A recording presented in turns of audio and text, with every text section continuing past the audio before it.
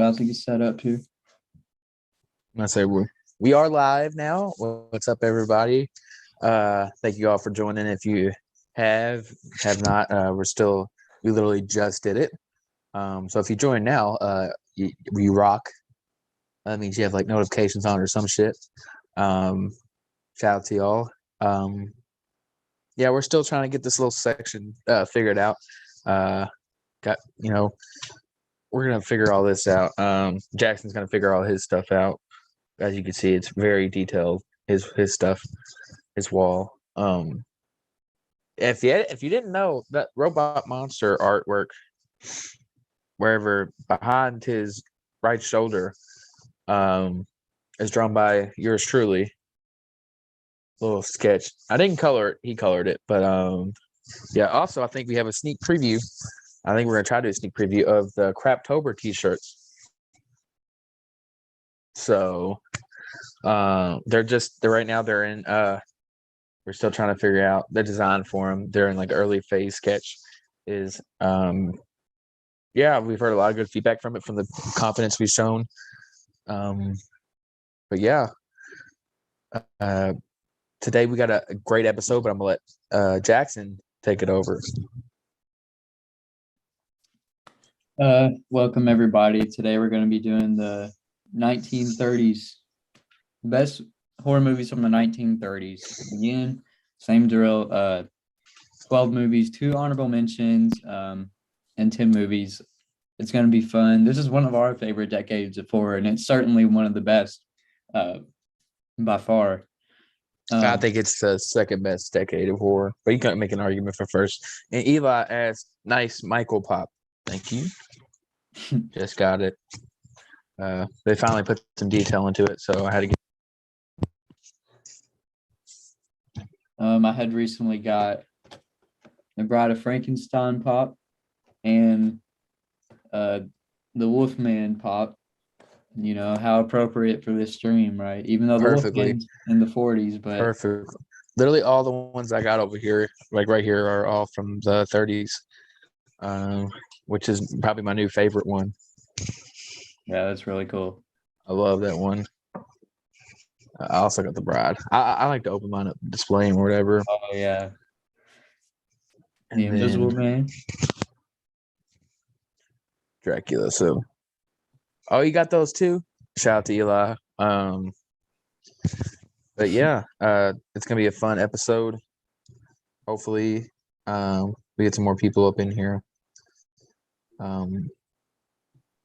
Yeah, we were really excited about this episode because we're really big fans of this decade. Oh yeah, really this is like the origin of monsters. So, and the era of sound, like the first decade of sound and film. So and one in particular on this list was the first horror movie with sound. So you look forward to that. We're figuring out a little fun fact. We'll explain more about that when we get to that movie. But yeah, so we got some exciting stuff coming up this next week. So we have a busy schedule. So Monday, this upcoming Monday, we have a stream with Nathan Thomas Milner, who's a director who has a new film coming out. He's just going to be talking about his film. Yep, we both have. We get him on the show, and he's going to be talking about his film and everything. So, which that's fun. He's also going to give us some insight on his career and his life as a director, artist, writer. Some mistakes, some good things he's done. Just the basics. Dracula again, man. Don't worry. I disappointed him, man. Hey, Monday I will. But yeah, and then Wednesday. I don't know about Wednesday actually. We will have one Wednesday. Now, will it be with this person or not? I don't know. But we still don't know yet. We still don't know yet. We're trying to figure that out. But just again, a lot of cool stuff coming, and huge shout out again to I Like Scary for last Yeah, stream. shout out to him. A lot of fun. I mean, he was great. That was one of the better shows we had. He was great, cool guy to talk to. Hopefully, we'll be doing some other stuff with him here soon. So, but for now, we're having, he started off the chain of other people joining us and supporting, and our first guest. And since him, we got people lined up and ready to go. So it's gonna Monday we have fun. Nathan Thomas Milner. Wednesday we might have, you hear it first, the late horror show. And then sometime or another, and we're trying to get some other people. We're kind of keeping it on the low right now because we're still in talks with it and everything. But yeah, keep watching Craptober for sure because again, Jackson's worked really hard on it. The support means a lot. And so since the people here, I'm going to show the sketch for the shirts. Yeah, go ahead. So before we start, if you don't mind. Okay. A little drawing book. Film from the 30s. All right.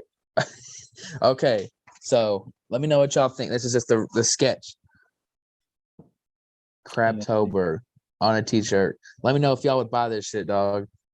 We're gonna edit it up a little bit, but this is just a sketch. We're gonna try to get somebody to make us some shirts. It would be limited. We're gonna try to figure. We're still in the process of figuring out everything right now. So we're in the early stages of this. We have so much big plans. So I mean, to be having a live stream with I Like Scary and the late horror show, hopefully, and having a guest on it. I mean, this early is just awesome. So and it wouldn't be I mean, that's what I tell everybody, just don't be scared to go reach out to people because most of the people will, maybe text back, hey, I would love to, but I got stuff going on. Maybe some other time we can link up and do something, or sometimes they'd be down for it. I know I Like Scary, he did a video and literally we commented on it and he was like, yeah, let's do it, just hit me up. And so we literally hit him up, and then it was 5 or a week later we're over here doing a video with him for 2 hours talking about the movie. Yeah, so, man, that was a lot of fun, and y'all will definitely see him back on the channel. Yeah, for sure. Hopefully one day you'll see us on his channel. We're gonna try to get that work figured out. So we couldn't thank him enough for paving the way for being the first guest. Man. He was great. And still, I mean, go watch his channel, which will be linked in the description. That same day, Pizzal was on the channel. So hopefully we're gonna try and do something with him. Y'all know, hopefully. Hopefully. Y'all know what we're hitting at here. y'all know we're gonna try. Pizzal is one of the biggest ones we're going for. So if we could get him, I mean that'd be phenomenal. So hopefully get something with him. So a lot of cool stuff coming. Just stay tuned. Keep supporting. It means a lot. We appreciate it so much. It's why we keep doing it. But I mean, we were gonna do it pretty much either way because it's stuff that we love to talk about, and we're just building a community. So it's been a lot of fun. It's not that we're not just Horrorgang. Everybody's Horrorgang. Y'all are Horrorgang. Yeah, y'all are Horrorgang. But you get started off, man. But so let's just hop right into it. This is one of the best decades of horror, by far. It's really comparable to the 70s as well, which that's my opinion for each. But so we're still trying to get in the groove of being sly with everything technologically speaking, because we're new to this, so we're trying to figure it out ourselves, but we're trying our best. Okay, so Give us some time, and we'll be fucking it up here in a little bit. The 1930s horror. What is there to say about this that hasn't been said? You know, Universal really paved the way. I mean, you could say horror started in the 20s, but like the coin term horror came from these movies, if you know what I'm if you know what I mean.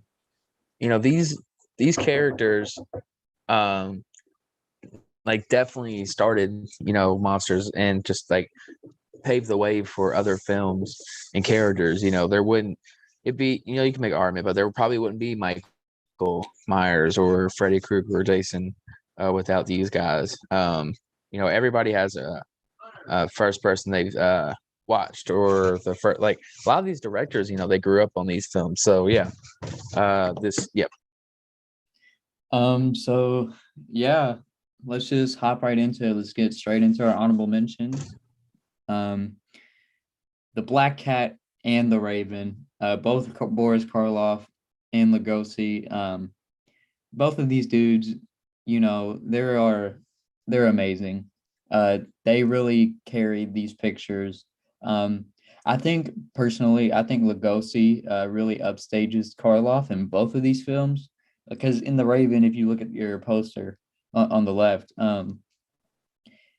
he's like a monster, like mute, like brute kind of thing. But and then on the right, it's purely in the Black Cat. By the way, both of these are Edgar Allan Poe adaptations, but they have little to do with the actual story. So Bela Lugosi in the Black Cat is like, he's out for revenge, and it's awesome. Yeah, so in the Black Cat, we watched it recently again, and you know, we just realized how great it was. I mean, the atmosphere in it, you know, it's not like your typical horror movie. You know, you're not going to see, you know, fog and castles, and it's a different like it's like Bela Lugosi doesn't play, you know, Dracula. He plays a prisoner of war that came back from 15 years of being. Dude, he is awesome in this. He's great in it. But even better, maybe, or as good, or even better, is Boris Karloff in this, who plays a Satanist. this Satanist, and he's so cool. Kirk Hammett has the actual original costume that he wore in this film, and he has like a whole like bust made of him and sculpt made of him, which is really cool. Yeah, and he has the original costume that Lugosi wore in The Raven. Like, I just don't. This man. So yeah, basically the Black Cat. A lot of these movies are both like usually put together because I guess because Edgar Allan Poe's. Yeah. So again, both like they have these names, right? But you know, most of them have little to do with like. In Black Cat, literally, Bela Lugosi has a fear of black cats. So that's like the most relative thing. You really don't have to think about it too hard. So yeah, Black Cat is like. It's Boris Karloff. Okay, we learned, but we figured out this early. We actually looked it up. Don't get confused. Boris Karloff is shorter than Bela Lugosi. So we had this talk. We were like, dude, why is Bela Lugosi like towering over him? And he was like, we looked up. He's like, because Bela Lugosi is 6'1", and Boris Karloff's what, 5'11", 5'10". Yeah. Mm-hmm. It just, you can definitely tell in it. But yeah, he plays a Satanist, and basically he killed Bela Lugosi's wife and is married to his daughter. And so, but he told Bela Lugosi that they both died. And it's just a freaky move. They play chess for those girls. You know, basically they want to, you know, go after each other, but there's this one thing stopping them, is this couple that like happens to get in the middle of all of it, like just being there.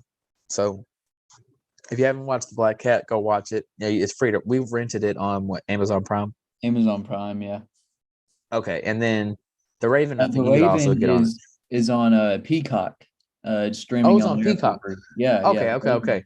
Yeah, go watch that. Both of them. Bela Lugosi, Karloff, Black Cat. Well, there's another one they're in together. That's like kind of like in this. I can't think of it off the top of my head. I mean, they're both in Son of Frankenstein. But that didn't come out till like 1940 something. Where Lugosi plays Igor, and Boris Karloff as the monster, of course. But But yeah, go check these out. These it's are Boris Karloff and Lugosi. They're you going you at each can't other. not watch it. Yeah. Yeah, I mean, and again, just the poster art, you're gonna see some crazy stuff, like especially this decade and the next couple. It's amazing. Like But so literally in yeah, these posters, there's is that it's supposed to be I don't there's literally no raven. And then this one has a cat, but I promise you, if I watch this literally has like little to do with the movie. So did you? I'm not forgot if you mentioned that like Universal gave them titles to use and stuff. So they had to just like put it in there. right. That they had just like yeah, it's called the Black Cat. Well, shit. Just make them scared of Maybe you cat. can be scared of cats. I don't know. We Maybe gotta he's get this scared of movie cats. out though. I don't know. We gotta get this shit going. But yeah, Right. this movie's really cool. Don't go watch Oh, it yeah, and expect like a pure watch horror. both Yeah, of them. both of them are great. The Raven is a lot more like horror-esque. The Black Cat's more like a Kind of like a drama. I don't know. it's really good. No, hold on. It's a Let thriller. me just say this real quick. At the end, Lugosi skins Karloff alive. Like that's Yeah, so damn. Like and they end up blowing up the the bunker. I house. guess his Whatever. house bunker. Well, no, his house that was built on a like like a Indian war ground or burial something. ground or Yeah, it was something. And Boris Karloff as a Satanist leader of this like cult is like yeah, crazy. So yeah, go check both of these out. The Raven and Black they're Cat both fun. So for our honorable mentions. yeah, let's get right into the top 10 here. Again, no order, but first one on our list we have Dr. Jekyll and Mr. Hyde. With Frederick March. I think this is the best version of Dr. Jekyll and Mr. Hyde. The effects are his transformation from Jekyll to Hyde is actually pretty good. It's not on par as if something like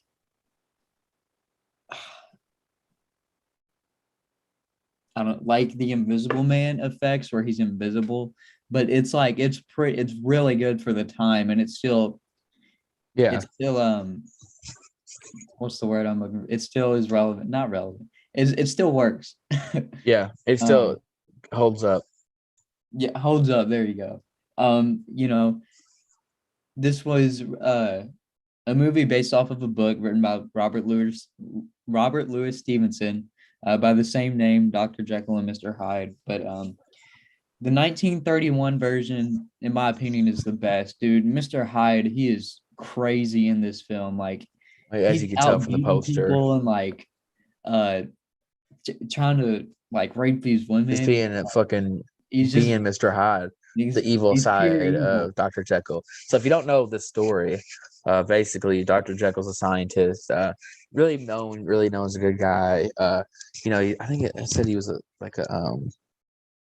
I forgot the word his titles or whatever, but he was mainly a scientist. He wanted to experiment on see if a person could be, have the good side and evil side, live coherently, and be okay. So he tested himself, and out came Mr. Hyde, which is his evil side, versus he terms Mr. Hyde, which is his evil side. And so Mr. Hyde goes on a rampage and goes just fucking shit up.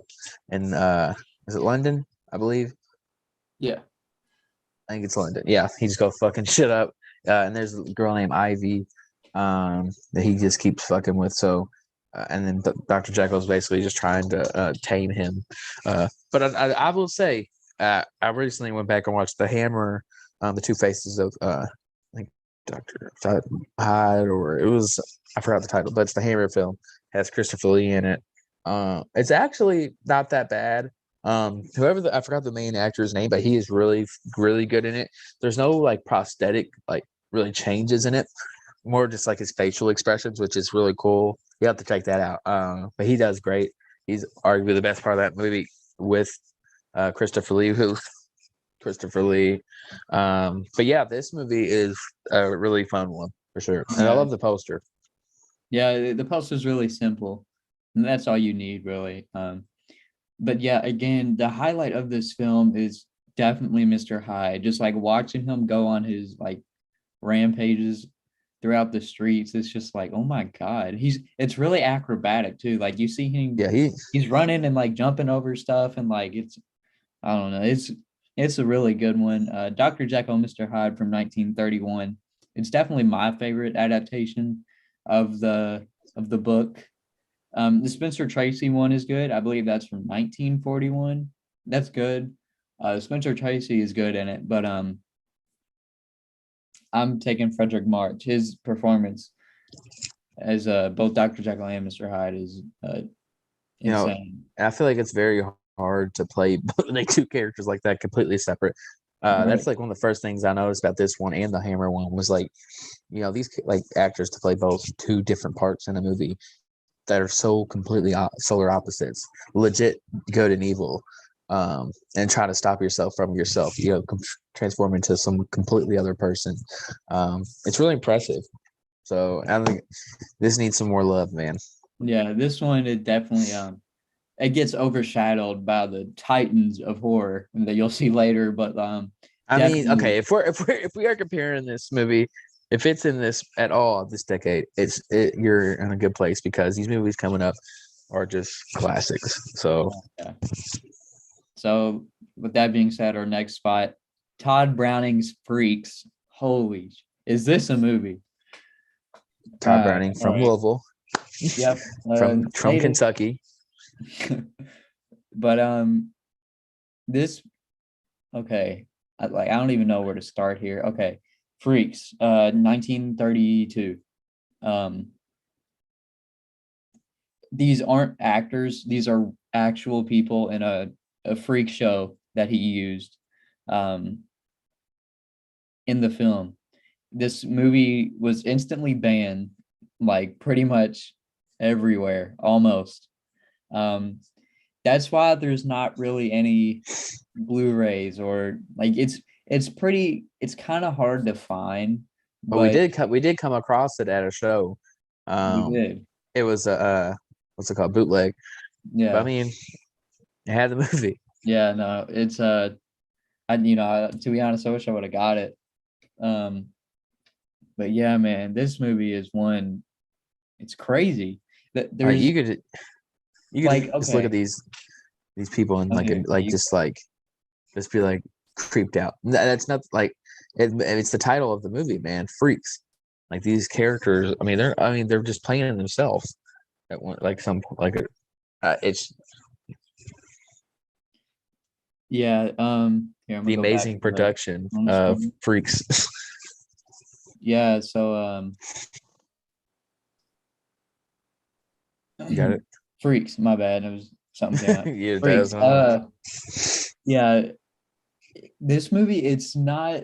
Don't expect going in like a full blown like horror film, like the gothic atmosphere of like the rest of these movies back then. They are. The ending scene is really horrifying. I don't want to talk about it. Yeah. Too much. I really just this is one. Yeah. Leave this one up to you all. Like you should go see this. Like this is before you said 1932, right? It was 1932. Mm-hmm. So it was after Dracula. So yeah. It's just I mean, yeah. So this is what Todd Browning worked on right after Dracula. So that's two like back to back horror, staples, man. Staples. We consider and Freaks. Yeah, I mean, just to let alone having like an actual like sideshow, like like people be actors, really like it's grotesque and like disturbing for the 1930s for people to see that. So it's, to me, I was thinking about it earlier. I was like, is this like the Rob Zombie of the 30s? Like just so crazy. Know, but it's this is of its own, man. Like it really is, though. Yeah. There's not a lot of movies you can say like you like took a bunch of like I don't want to say freaks, but different people that are like not normal and have something wrong with them and put them in a movie and making it good. Not that I mean it's and using that their like weaknesses as to shine, make them shine. Even though it's a horror film, it's a very like it's you have to check it out yourselves. Yeah, for sure. Yeah, Freaks it's like I said, it's one movie. Like it's crazy. Um, it's a good time though. It's like it's not where you can't enjoy it because it's so like like shocking. You get it's still a But the really only good thing movie, that the only thing obviously. that's shocking, the only thing that might be shocking to you is at the beginning when you see all these people. Yeah, This them might be a little shocking at first, but then you kind of get used to it. You get kind of get the story and everything. So yeah, give it a watch, man. yeah. That one is For show. you definitely got to check that one out for yourself. It's so yeah. I guess I'll just hop right on to the next one here. We have, sorry, Oh, good. man, the old dark house. Man, This if this y'all is have watched this, y'all know how much I love this movie. Uh, if you don't know what the Old Dark House is, I'm about to put y'all. We're about to put you all on. If you know what it is, great, good for y'all. Y'all, you've earned my respect. This film right here is one of the more underrated films of that decade, and I don't know if it's underrated, but like just it's not talked about as I think it should be. I think it should be considered up there with like just because there's no like monster to it. But this movie is fucking awesome. The first time I ever heard about it was my uncle. He had a poster and I never heard of it. And he was like, "You never seen this?" I was like, "No, but I know who Boris Karloff is." And he was like, "Oh man, you have to watch it." So then I think me and Jackson we got it off Amazon Prime is, and we mhm. watched it, and it was like last Halloween. I think I might have watched it for the first time last Halloween, I and think since we then I did, watched it yeah. like 3 times since then, and every time it gets so much fucking better. It's just one of those like you have to find it for yourself. Basically, this couple, finds their way to this old dark house. Literally, this is like the most atmospherical. I mentioned this in my horror recommendations for Halloween to watch this. And they feel this house on the side of the road. It's pouring down rain. They got this haunted, like I don't want to say haunted, but the old dark house. And they have these creepy characters and this like weird fucking family. And right here on the screen to the right is Boris Karloff, who plays. Pretty sure he plays the butler, or not the butler, but like I'm fucking off the top of my head because but and then they have this crazy like family member that they keep fucking locked up. And the ending's fucking like this movie is one of Boris Karloff's best movies. If not the best, you can make an argument for. Um James Whale, who directed it in 1932, fucking this movie is like if you can just look at and Gloria Stewart, who went on to play it would be in Titanic. A Yeah. little fact for you all. And another movie on here. Uh, we'll get to that. And But the poster is the best yeah, fucking the part. I poster. love this fucking part. Yeah, like you might look at like it looks like a little like the old dark house like part. You could like see like look like a 10-year-old dude, but like it like fits like the aesthetic of it so well, and the port like the face at the top like it this movie is amazing. I can't recommend it enough for sure. Jackson, you got anything on this movie? Yeah, so the Oh Dark House from 1932. It's definitely one of our favorites, and it was also mentioned on an earlier Craptober episode, where I was reviewing the Monster Walks from the same year from 1932. That is like the poor man's version of this movie. Uh, in that review, I mentioned go watch the Old Dark House. And I'm That's trying. Yeah, I'm really trying to contain myself from really talking about it because we're gonna do an episode soon with someone who loves this movie. mhm. Um, so, like, which is gonna be my uncle, who loves this movie. And we're gonna do a whole episode on it because I just love it so much, and I think Yeah. it's very non-talked about as much as it should be. Again, it's just like the 30s. There's the titans of horror that were created here. It kind of like it cast a shadow on the Old Dark House, on Freaks, on what I'm saying, Dr. Jekyll, Mr. Hyde. Like Yeah, they are. the monster, like just like the beast of this era, like these iconic characters. And I really think that because this movie doesn't really have an iconic character. I think the iconic character Would be is the Boris old Karloff dark house. Morgan. Well, The I think old it's the dark old house dark might house be, yeah, itself because of yeah. that A is very like the old dark house, like yeah. haunted house. You know what I'm talking about? The Like that is aesthetic of it is like exactly the what you scary want. old. It's yeah. And I figured out it was more Boris Karloff is a manservant. So yeah. You can literally go back to the poster. This dude is fucking like he is like so scary looking, and he plays like a drunk. So like he's very like it's. I'm just gonna stop talking about it because I could go on and on about it. But we're gonna do an episode soon. So be looking for that. Faux show. Oh yeah. This So is yeah, the old dark house from 1932. This is James Wells. Top three for me in the 30s. Yeah, this is all these movies on here are great. Don't okay, well, next one. The Mummy. Boris Karloff again, 1932, same year. Our first monster on this list, it's just his performance. Okay. If you've never seen this movie, you look to your poster and you're like, huh. The poster is fucking like one of the most beautiful posters ever made. So like this, I mean, this the colors and then you look to the right to see this motherfucker, Boris Karloff. Look at that, the makeup and the stare that he is giving you. If you haven't seen this movie, what I was going to say was, if you haven't seen this movie, don't expect to see a mummy in bandages the entire time. It's very solemn, and don't expect don't expect him to be like fighting. And this movie, like this mummy is very more psychological, like very mind. This movie is like a love story. He's looking for Ankhsenamen, his long lost love, and like this dude, his name is Imhotep.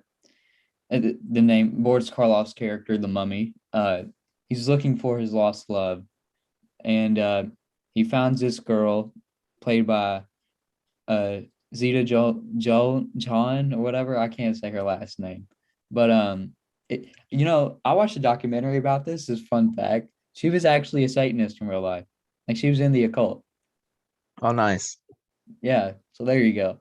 And so this like honestly, it's on here. This frame is like so beautiful, like the out of focus, and like his characters, like his attire and his clothing, like it's just so like great, and he really brings this character to light, like to a whole nother level. One of the most iconic scenes in horror movie history is when you first see the mummy. He's like this, then he lowers his arms. You know what I'm talking about? Like you see him. It's so creepy. That the atmosphere in all of these movies. That's what really sells them too. And some people would think this is like one of the lower tier of the classic monsters. Is it the best movie ever? No. Has its flaws. Like, I mean, every movie has its flaws, but this, like, I really enjoy it every time I watch it. It's just really fun. See Boris Karloff actually, get his speaking role and, really physically act still, be as creepy as he is. Yeah, I mean, there's nothing much more to say about this movie. That Eli, sorry about that. Eli said, you're good. What do you like more, the house from the Old Dark House or the hotel from The Shining? That's so different. I feel like that's so different. That's so different. I would pick the Overlook Hotel. Just because it, like, in itself is like just it's really hard to pick because Old Dark House is just completely different than Overlook. Overlook Hotel is like, it's like scenery and like like it's so beautiful. It has like so many features to it that it's just like like iconic features to it. Right. And then it literally turns Jack Nicholson, Jack Torrance into a fucking monster. So Ghost and then Soul Dark House is just like this creepiest like atmospherical house that this like family lives in. So it's hard to pick. I don't know if I could pick, but I couldn't pick. Okay. But House-wise in a horror movie, like The Conjuring house, whatever. This is probably one of my favorite houses from the Old Dark House, but like hotel-wise, like Bates Motel, if you want to count that, or the Overlook Hotel. The Bates house, like the exterior is iconic. There's a lot. Actually, that might be my favorite. You could literally, you can make so many arguments, like Dracula's castle. Oh shit! you could literally like Michael Myers at the Myers house, Frankenstein's castle, Nancy's house. Like you could literally, there's so many that you could like. If you want to get to the bottom of the barrel, though, fucking Jason's shack. Jason's shack, yeah. Fuck. It's 2x4, like. But he sleeps on the ground, bro. Eli says, "I like it, but I wish he was in the bandages more instead of walking around as Ardith Bay." So yeah, Boris Karloff, he's mainly in like human form. His human name is Ardith Bay, and he's really creepy. Okay, even like his like non-bandaged self is pretty like his appearance is pretty fucking like frightening. Yeah, to me. Yeah, like I was gonna say, take it back to the 1920s. It reminds me a lot about Nosferatu. Like when you see Nosferatu walking through the doors, like he's real skinny and like creepy looking. That's how Ardith Bay looks like in The Mummy from 1932. It's there's even a scene like where Boris Karloff has a knife. It's towards the end, but if you haven't seen this movie, what are you doing? Yeah. He has a knife and it's he's a very like, ready to kill the main girl, and then something happens. But it's a fun one for Halloween. It's only what, an hour 20, hour and a half. Yeah, all these movies aren't super long. We don't get to the 2-hour mark for a while, so so good point. We got some time. You can watch these literally, and like just sit down, eat, get you a snack or something, and watch it like a little meal movie. Now, I'm gonna be honest with you. I've never seen this, guys, so I'm gonna let him do all the talking on this one. I've heard it's good though. Okay. I went and got it real quick. I have the Criterion. I'm also I'm joining listening to y'all. I'm listening to him with y'all. Okay. This is one weird. It's like, you know how you watch Cabinet of Dr. Caligari and it puts you in that weird dream state, like yep. It takes you out of reality, you know what I'm talking about, and puts you in this world. That's exactly what this film does. It's directed by Carl Theodor Dreyer, who did Joan of Arc, which is a classic. Yeah, that's a classic movie. Like if you're in film school or just whatever, that movie. Like that is a a story. Yeah, Joan of Arc. This is about a vampire. It's okay. I don't know if I said the name, but Vampyr from 1932. That's how you pronounce it. It's only 73 minutes long, black and white, but the atmosphere and the lack of dialogue. Okay, it came out after Dracula, so that means there's sound, right? But there is very little talking in the movie. It's like it's so close to being a silent film. It's so weird. This movie is I don't know. It's like I said, it puts you in that weird dream-like like atmosphere. So what's it about? Okay. It's about this guy who, like, I say not to put you on the spot. Yeah, this doctor who is believed to be a vampire, right? This guy's in this town. There's just supposedly a vampire, and this doctor comes to town, and everybody's like, "Who is this?" And pretty much, we think there is no definitive answer. It leaves you off kind of like Caligari, is he the director of the insane asylum? He pretty much is, dude. Okay, so look, I would love to do another review of this movie, and for you to see it, because like this probably could be deserved to be talked about in like film school, in horror film school. That's what we're here for. But no, This is horror film school. just take a look at your screen to the right, and like that's like just looking at that, it's like very. It's dark. This Great shot. a very dark movie. You can just tell by the fucking poster. Yeah. Or like at least the Criterion cover. yeah, same thing here. Hold up. Eli said, kind of a random question, but do you think one day we'll be able to watch Universal monster movies in color? If so, do you think it would take away the nostalgia or atmosphere if it was in color? That is a great question. That's a great question. I honestly never thought about that. I would 100% love to watch it in color. Yeah, no, I would love it. Would it take away anything? Maybe. Probably not. Maybe probably. Because like, it's gonna obviously. I don't know. I think one day we will be able to see it. Yes, I feel like we definitely will be able to. In like Bride of Frankenstein, like when he's walking through the woods and like he meets the old hermit. We'll get to that movie later. But so spoiler alert. Shit. Yeah, fucking Vampyr. I don't know. It's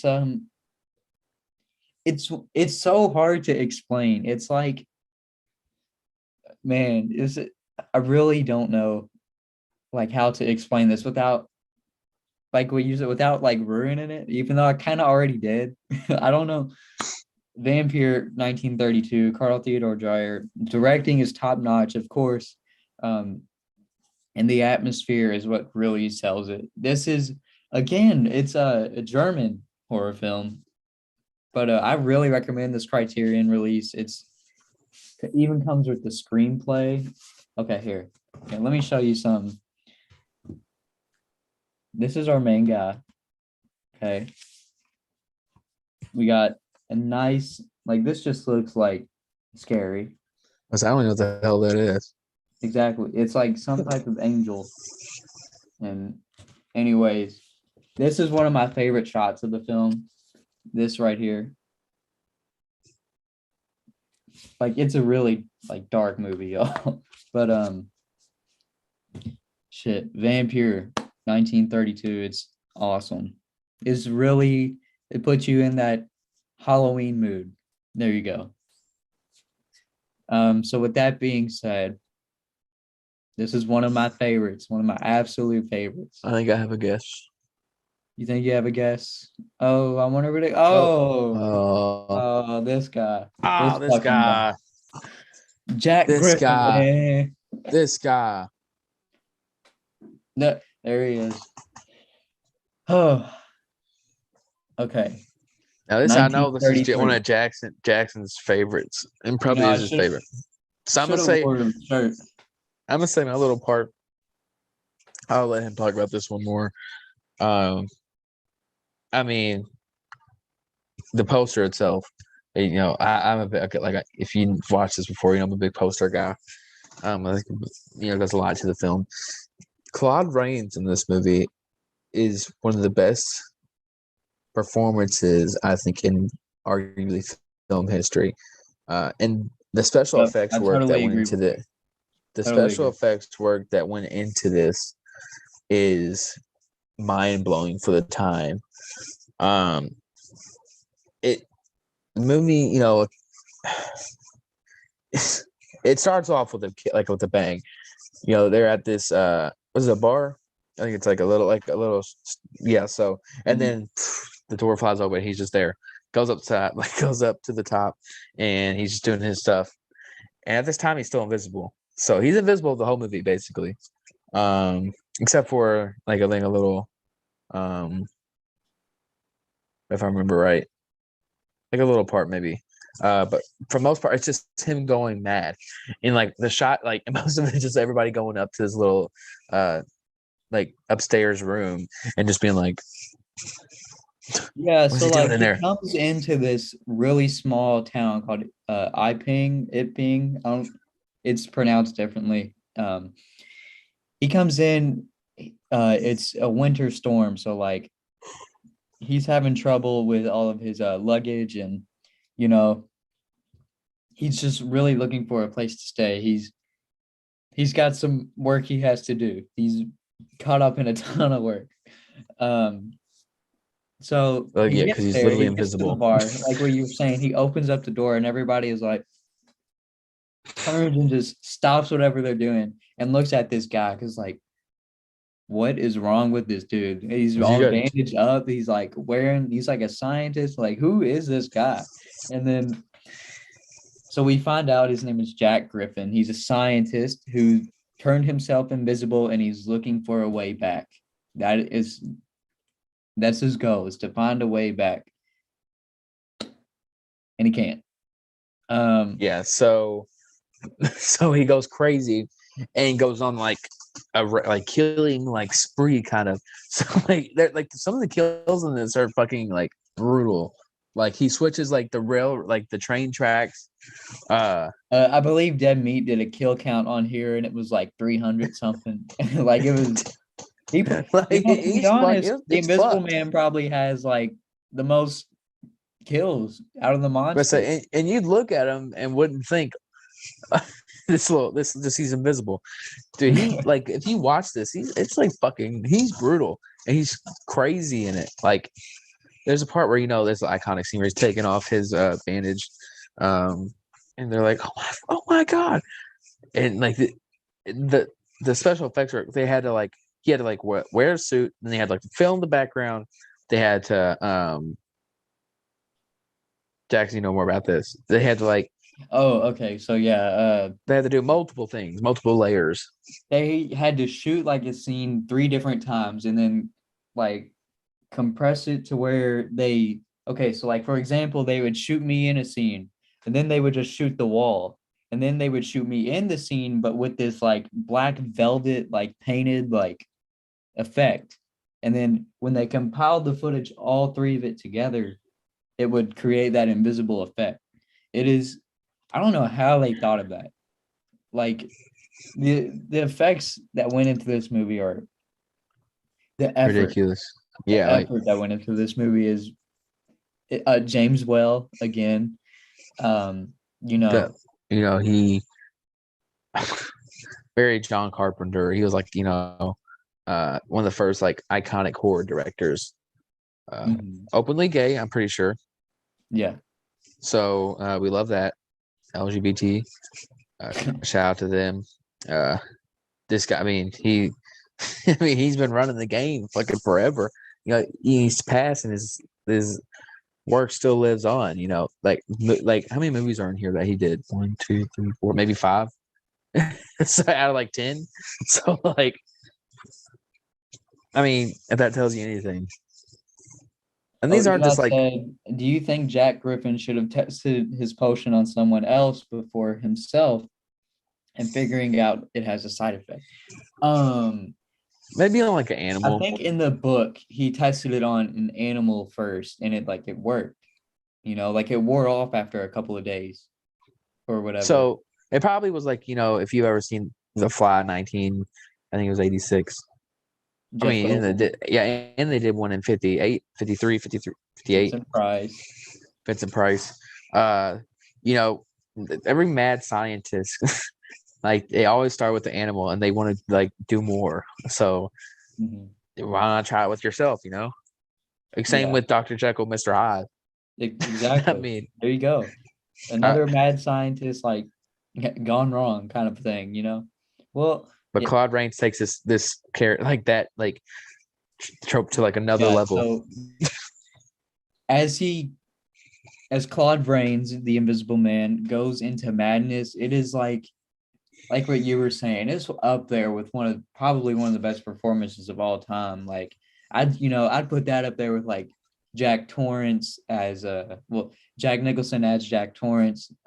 Like, oh my God. So he goes on this huge long rant about him realizing all the power that he has because he's invisible.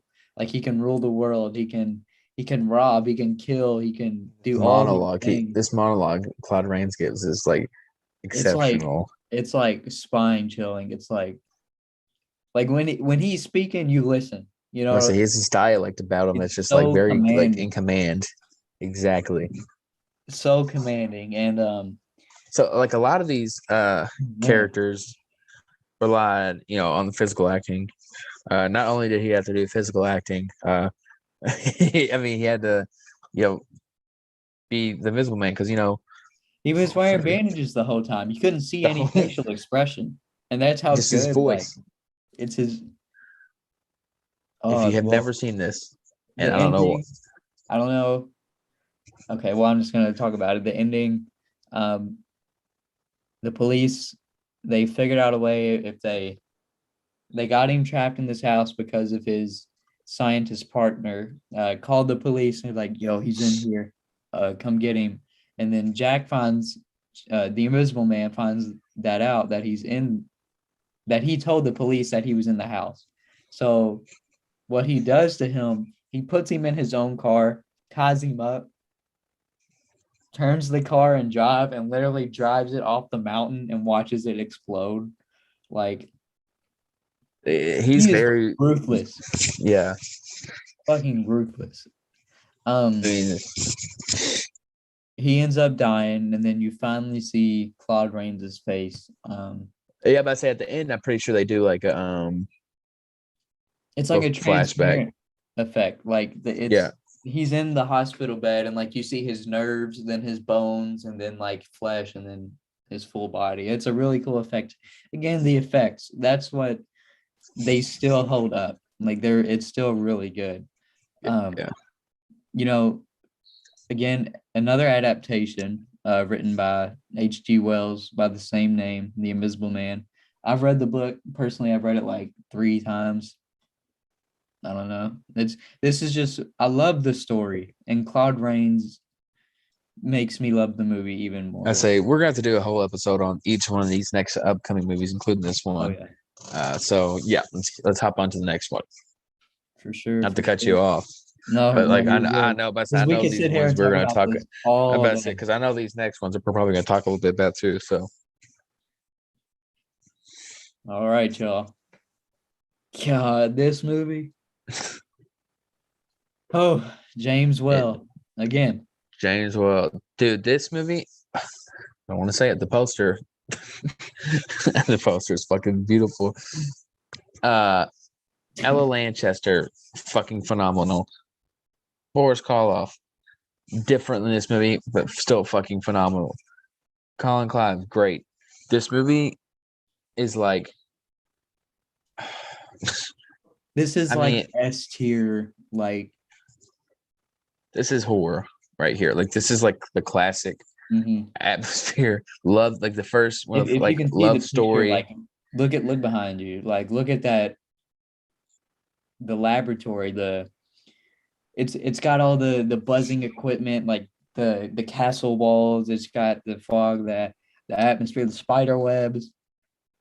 Oh And man. just she Oh, like she this love story between the two monsters is like Bride of Frankenstein, yo. in Oh, bro.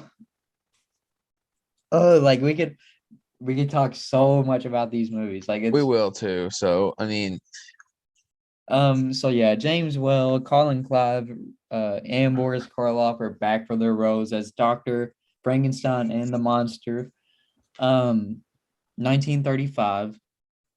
So 4 years after the original, Frankenstein from 1931. We might see that on the list later. I don't know.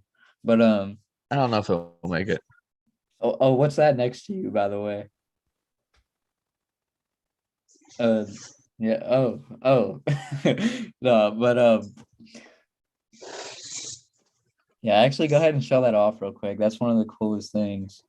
Oh yeah, my favorite of the classic monsters. Frank, Yeah, I have mine Frank too. the Frank the I get Tank, all of them. Frank the Tank. My favorite, probably forward character, and then I really like Well, Michael Eli too. said in the chat, the Frankenstein book kind of reminds me of the Bride of Frankenstein. He asked his creator to make him a wife of his own kind, and the blind man in the book as well. So Yeah, yeah, that's what I so wanted yeah, to get into. The Bride of Frankenstein kind of picks up where the original left off, and it takes more influence out of the book. from the book. Yeah, the So book where is he's very talking much to the old hermit and making his own the bride is that's all straight out of the book. Oh, and there's even the opening intro or scene to this movie has Mary Shelley. yeah, Elsa Lanchester plays Mary Shelley. yeah, So yeah. So Ella Lanchester's great in this, like phenomenal. Like she's just as good as Boris Karloff, and she plays like this like oh my, it's these like like these two characters are staples of horror, and like James Well with another it's crazy classic that movie. this is the only movie she is in. Only movie, and how loved as a character she is. She's hardly in it. It's that just shows you like the filmmaking, the direction, The everything about these acting, movies and why they are classics and they will be held to the higher standard until the end of time. You know what I'm Carl May just knew saying? he's Like he loved horror, so I mean he wasn't gonna make no he loved monsters, so like this is like was his forte, Universal. So oh yeah. it, It's well, we're gonna do another whole episode on this film. The Bride of Um, Frankenstein, 1935. Again, if you have not seen this movie, go stop watching right fucking now. If you haven't seen any any movie of on these this movies, fucking list, stop watching this. Go watch them. Then come back. Then come back. come back over here, man. Join us. But this next one is another huge, oh, groundbreaking film. King Oh Kong. my god, dude! I fucking forgot about you had this on the list. You could see my reaction, like how much. Holy shit! I forgot about this guy. King Kong from Oh my god, 1933, same year as The Invisible Man. So, what does that tell you about this fucking special movie, man. effects? Like This special fucking effects movie. in 1933 was like off the fucking charts, bro. Like, oh my god. Okay, bro. Where do you even start? So everybody knows King Kong. Yeah, and this You know is him, Godzilla. This is the first ever movie of him, adaptation of him. So if you look right here, this is a doll. This is like a it's like a miniature. It's sculpt. probably like It's a about as big as miniature. this water bottle, Yeah. And Um, everything else, they all made miniatures. it's stop motion.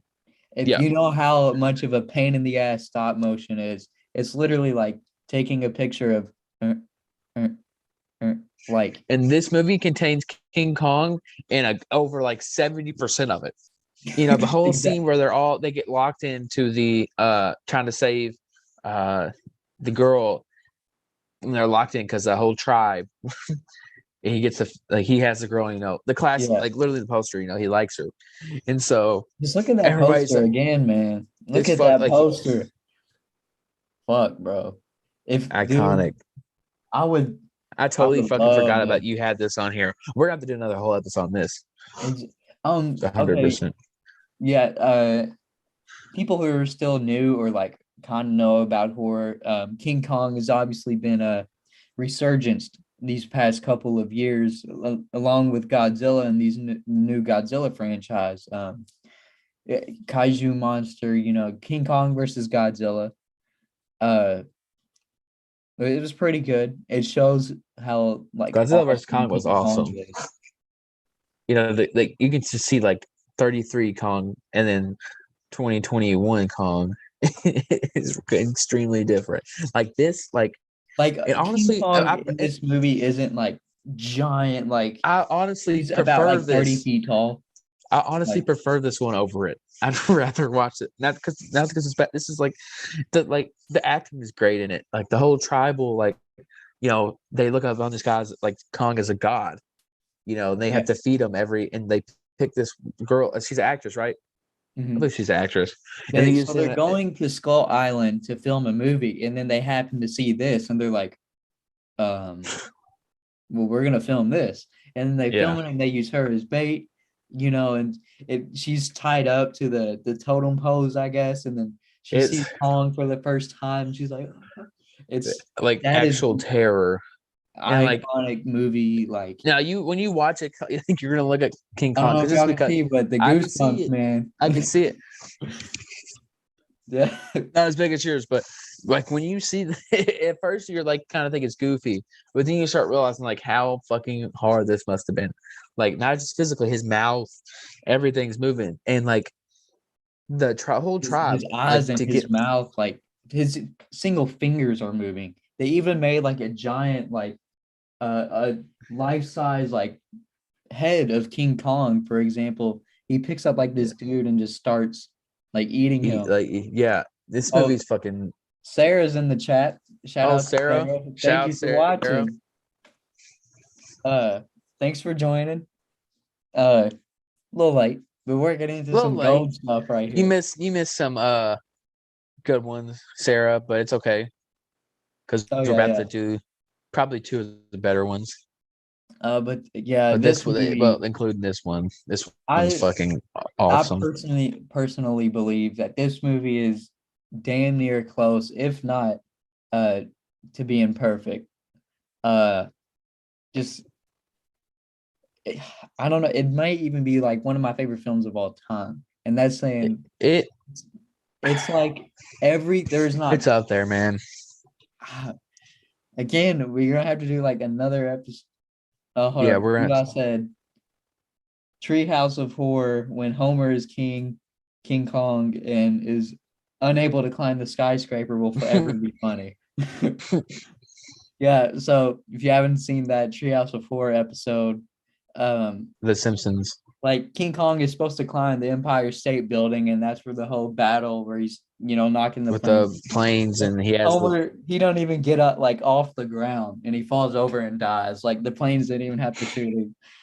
And that's the thing about King Kong. We didn't mention is how you end up feeling really bad for King Kong. Oh So yeah. like, he really, he's just like like this big lovable. I mean, he obviously is like fucking horrifying, but like he, if you watch this movie, you really start like feeling for him because he's this Mhm. locked up creature.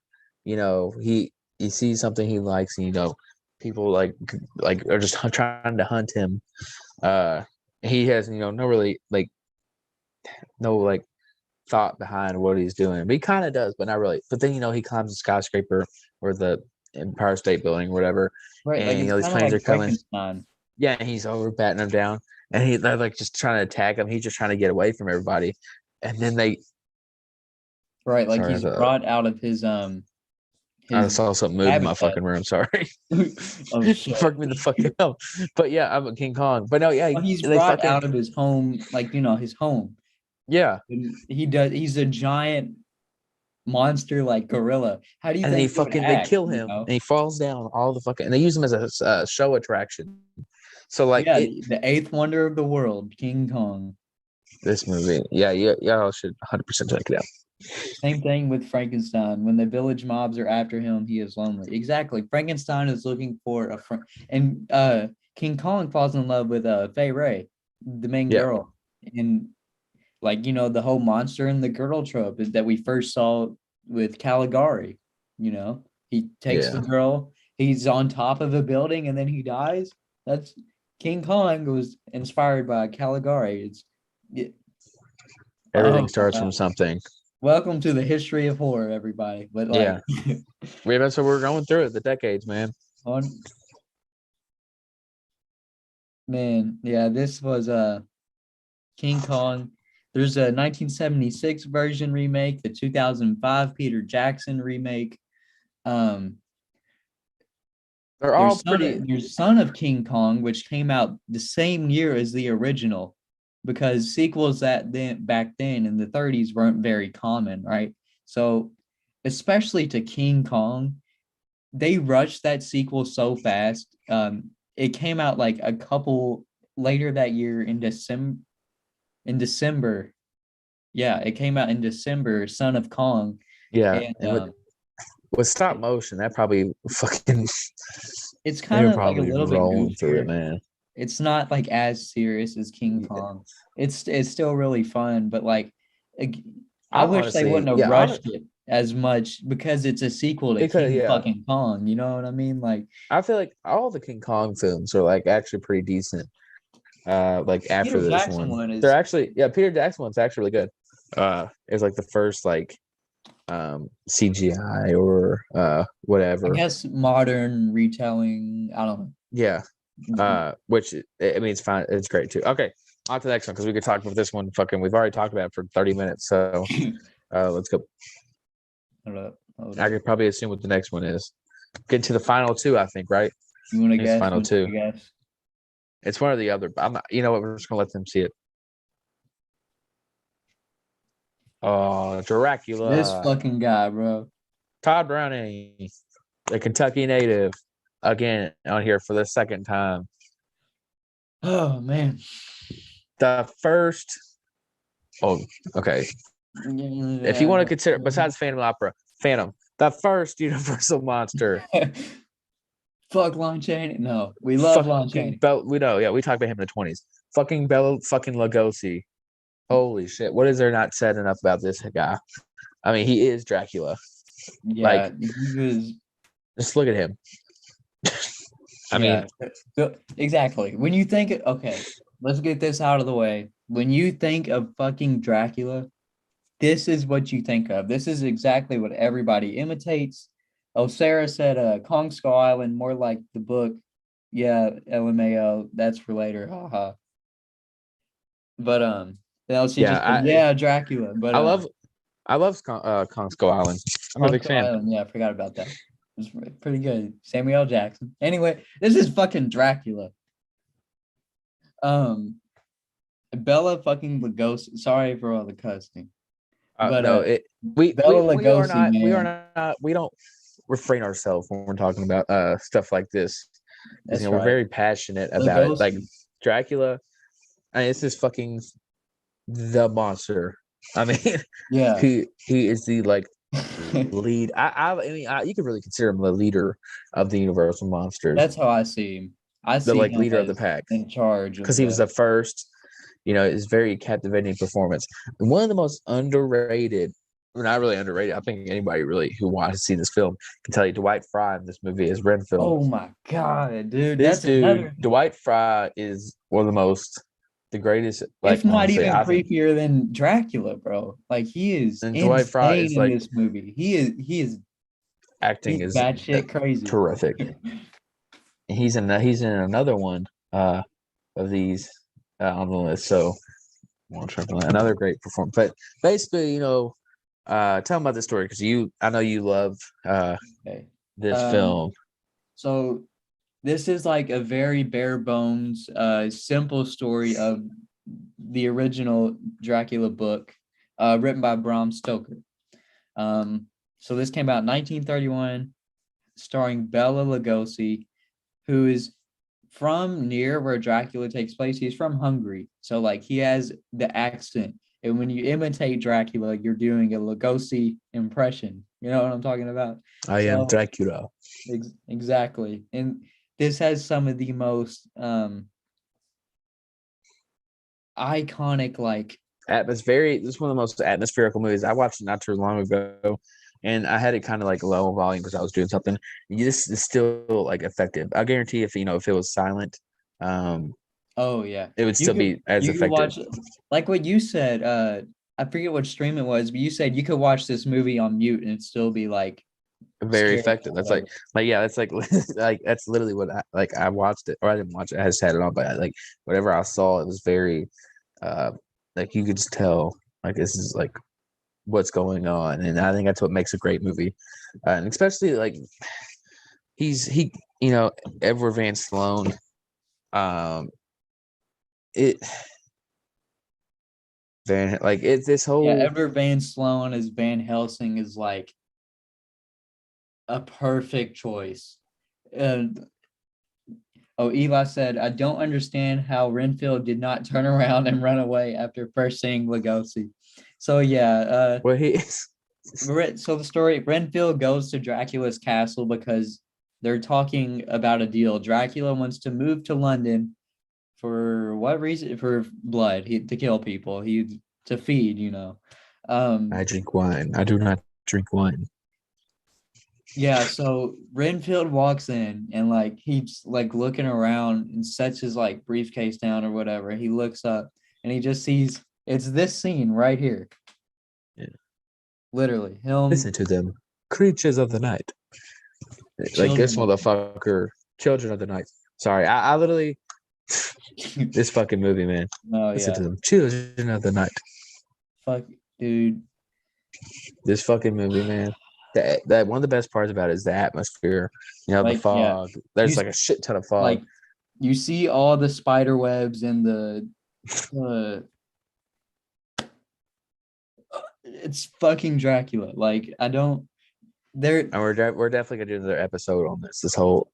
If you did not know, here's a fun fact: Bela Lugosi was actually buried in the Dracula costume. So, that's how you can tell how dedicated he was to the role and the character. Yeah, he was buried in the cave. He was born to play Dracula. Lugosi was that motherfucker. Like, Sarah Cook, thank you for the comment.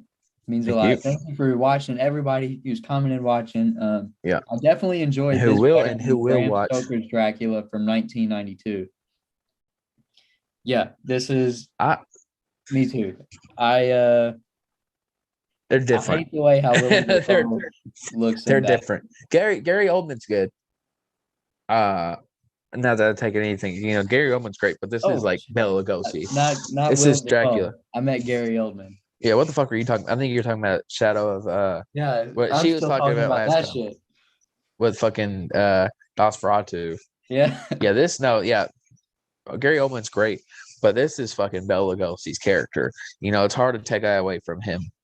He was born to be Dracula, and if you watch it now, you can just this is like, again, these movies. When you think of Halloween, sometimes I think nowadays more people are thinking about Michael Myers, Freddy Krueger, Jason, but I know me personally, and a lot of other horror fans, their mind, older people, go directly towards these monsters: Frankenstein, Dracula, Bride of Frankenstein, and Wolfman. So, not that Freddy, Michael, and Jason aren't staples, because they are. They're iconic characters as well. But these are they wouldn't be here without these guys. Exactly. So again, Dracula. Sure. Let's just go ahead and hop right into this is okay. I don't know if we mentioned the first one in sound. The first one in sound. Did we mention that? The first horror movie with sound. Yeah, this is the first horror movie with sound. Yeah, so even to add on to the great, it's the credibility is just, oh man, I love this movie. Hold up, I watch this every Halloween. Eli said maybe they'll remake Dracula again with the new monster universe and give the role of Dracula to Tom Cruise. If they give it to Tom Cruise, I would be so fucking mad, bro. Okay, I'm gonna be honest with you. When I watched The Mummy, it took me when it come out, 2017, I think. 18, 17, somewhere around there. Either way, I didn't watch it till last Christmas or whatever. Or when I didn't watch it when COVID hit. That's when because I finally had time to It's fucking. I did not like it. I did not like it. Fuck that movie. Fuck that movie till the end, bro. Literally, it goes the the Brendan Fraser ones are great. That is a great Mummy movie. The Brendan Fraser. This is not the Invisible Woman or Man that has Elizabeth Moss in it was actually pretty good. I was thinking whoever would play Dracula. I don't know how y'all would think about it. Tom Hiddleston I thought would always Oh, play a very interesting Dracula. I don't know about y'all. If you don't know who that is, it's Loki. yeah, that'd actually be cool. Yeah, so because I remember thinking about who I would all want to play these characters. Oh And man, I think I might have had Willem Dafoe play Visible Man, Jack Griffin. I could be wrong. Like there, dude, when they first announced like the whole Dark Universe, like when they were remaking all the monster movies, I was so happy when they announced who the Invisible Man was. I don't know if you remember, but they announced Johnny Depp as Johnny the Depp, Invisible Man. Johnny Depp. That Fuck, is I like forgot about perfect. him. That is perfect. And then he couldn't do it because like Pirates of the Caribbean 1200 or whatever. Yeah, I know. Fuck that shit, dude. Yeah. Okay. But Now yeah, to the last one, man. The cream. My last favorite movie of the 30s. My favorite horror character, this motherfucker. Frankenstein. Man, matter of fact. Yeah, there you go. I mean, there's Colin Clive, Boris Karloff, Bay Clark. I mean, this film, like, this is one Edward of the Van first ones. Sloan, Edward Van Sloan. White This is Fry. one of the first. This is the White Fries, Igor. This is one of the first movies, like classic movies I watched, and I like this is the one. Besides Creature, this one I remember watching and like instantly falling in love with like just like this is like Like Creature got how me could like you hooked. not? How could you not like This horror icon, Frankenstein. I mean, people that this is probably the most thought of like horror like monster. This is Frankenstein. Boris again, Karloff's when you iconic think of character. Frankenstein, you think of this, you know? Colin Clive is fucking amazing. It was my favorite. Like the whole it's alive. I know what it feels like to be God, which they cut out originally because they didn't like that. Yeah. Basically, the story is mad scientist again. This trope creates this monster, and one of the funniest parts is when they're like, it starts out, this creep like graveyard, and they're like Oh this man, that atmosphere, intro and they with go and dig out Colin the Clive fucking and the grave, White Fry, they're and the White digging. Fry goes They're into the looking for. school.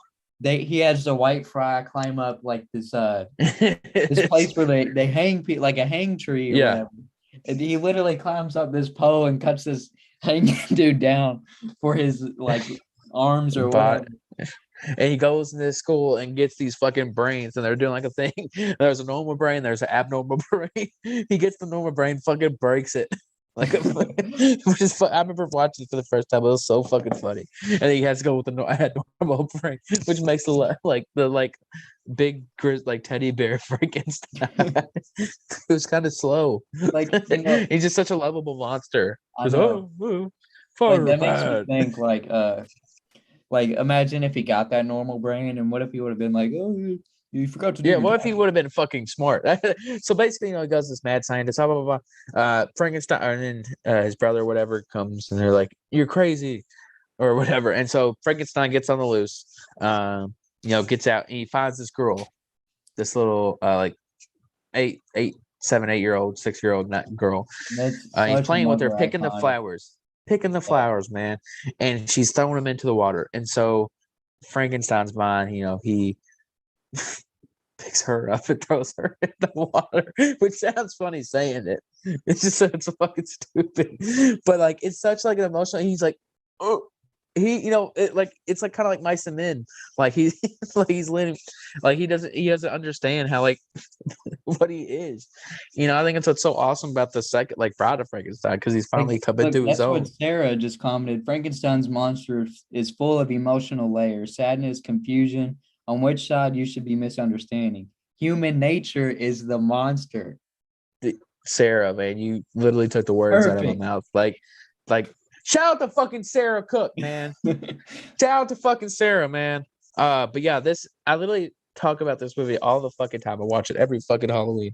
Sorry with the F words, but like I'm really passionate. This is my favorite of the classic monsters. It's like the story I love, the whole scientist. Like when I think of mad scientist, this is what I think of. Right. You think of Colin this. Clive's character, who is fucking insane.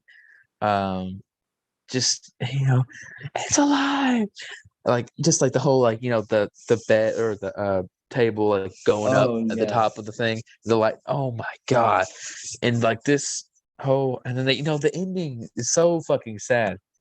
like there's not. I mean, that's not really. But they're all like chasing with the fire. And he goes to the tower. I always forget Man, what it's like fucking that whole windmill, scene, and he's like, goosebumps. Like it's just like, it's.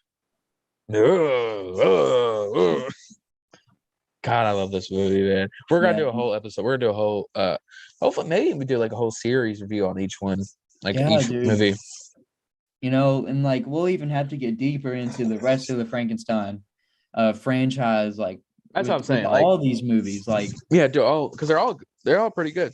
oh yeah, I mean it's universal, it's black and white, it's in the 30s, 40s, it's that's what you want. Like, you know, it's These everything movies that you're are looking for.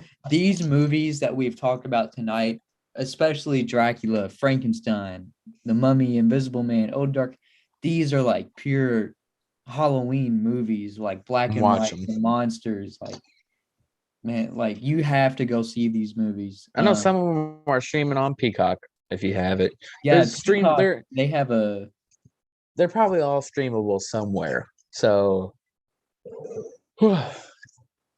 man, I Sarah just said the can't part talk with the enough. little girl. I know they didn't want to go that far with it back then, but it's like, But girl, it's stand part of the up. It ain't that character. deep there. Yeah, exactly. Like, girl, fucking swim. Get the fuck up. I'm like, you You can't got fucking it. swim. And the guy comes up. Hey, someone killed my daughter. Oh, and that scene when he's carrying his daughter through the village, through the town, and he's It's like, "Look at what." God, that is like it's intense movie, man. it's Like yeah. literally, From look at start this to shit. finish. From start to finish, Look man. at this shit. Has the flower and everything, man. Oh yeah, I didn't even pick up on that. Uh, He's such a yeah. lovable monster. I think that's what I love about him so much. Like Mhm. he's just so like emotion, like confusion, and like he has like all the like. He's kind of And like see, oh, like Dracula is like pure fucking evil. Like he's the Prince of Darkness, you he's know? so smart and like. And Dracula and Frankenstein just like Exactly. fire Exactly. bad. Yeah, that's what I think it's so great about like every one of them is like so like Yeah, very each individual. monster brings something like different, you know, to the table. And that's what is so cool. Like, man, like again, we can do a whole nother. Yeah, we're going to. And I think, we're gonna try to do one with the late horror show, maybe try to do something with Oh it. yeah, yeah. But yeah, thanks for everybody for joining or whoever's going to watch later. Whenever you watch this, Whenever you thank watch you for this, watching. the support we love the support Oh yeah, keep y'all it are coming. giving. It's tremendous. If you watch this, share with other people. We're only trying to, talk to everybody, I love talking to Jack. Like I say it all the time. We're trying to build. We're I trying love to talking build to the horror Jackson. gang. I love You know what talking I to mean? Jackson, but I like talking to everybody more. Seeing everybody's opinions. I've talked to him too much. I've thought we already know I each know. other so well. So Yeah. we love y'all's support and we really appreciate it. Honestly, we So probably wouldn't do yeah, this without everybody. So whenever you get around to watching this video, please go check these movies out for this Halloween season. Next Halloween season, whenever you get a chance, you have to watch these movies. Yeah, again, thank you for all the support, Craptober, for all of that, the other live streams, we have some, like what we say, pretty much how we start off every video. We got some cool stuff coming. yeah, Sarah said, Monday. so Join me sad I Monday. missed the start. Love you guys. Love what you're doing. Awesome, man. Oh, we love you too, man. Thank you for joining again. We really appreciate you and being Everybody. asking questions. Yeah. Monday, whoever's still here, like I said at the beginning, if you missed it, Monday, 8:00, we are going to be joined with Nathan Thomas Milliner, writer and director of On a Dark and Bloody Ground, Confession of Fred Krueger, Encyclopedia Santanica, etc., etc. Artist, of course, Fright Rag, Scream Factory. Jack of all trades. He's gonna be joining us Monday at 8:00, talking about his new movie and his career. Then Wednesday or Thursday, whenever next week, we're going to we might do another episode of the 40s next week, slipping in there somewhere, maybe Friday, depending on late situation. But we're gonna be doing a show with late horror. which is gonna be great and fun. Yeah, that's gonna be We're trying to work another. out with other people. Yeah, So I yeah, guess we a really lot of cool appreciate stuff coming up. a lot of stuff, but you got to Uh, stay tuned, man. We're gonna keep stay posting on Instagram tuned. to let we're gonna Let's keep see. posting on We Instagram to let do. everybody know. Okay, so if you're watching right now, or whenever you see this, the next Craptober episode is a really special one. Director Ed Wood. That's all I'm gonna say. If you No, haven't seen Ed Wood, that's another recommendation I had for Halloween. I forgot to say it. I think I might have mentioned it in the other video, but yeah, thank you all for joining. thank you I all know for it's late. joining. I Means know a it's lot. late. It's the weekend. We really appreciate y'all joining again. We're gonna mention it. We're gonna chat you or keep reminding y'all on Instagram about the shows coming up. Send y'all maybe a schedule or post or whatever. But yeah, we really appreciate y'all joining again. Yeah, and with that being said, we'll catch you in the next one. Again, thank you for watching, and we'll see you Monday night. Monday, 8 o'clock.